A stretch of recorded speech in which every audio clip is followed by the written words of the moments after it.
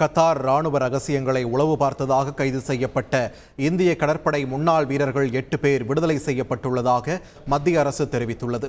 இந்திய கடற்படை முன்னாள் வீரர்களுக்கு கத்தாரில் மரண தண்டனை விதிக்கப்பட்டு இந்திய அரசின் பேச்சுவார்த்தைக்கு பின் ரத்து செய்யப்பட்டது.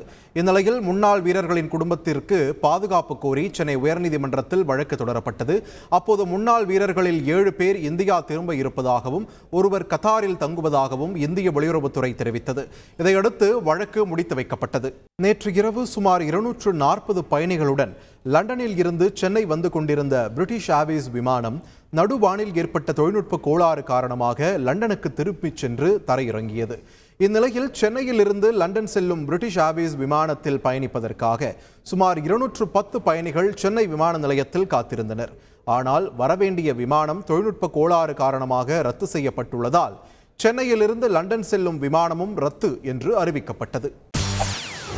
செய்திகளை உடனுக்குடன் தெரிந்து கொள்ள உடனே சப்ஸ்கிரைப் பண்ணுங்க.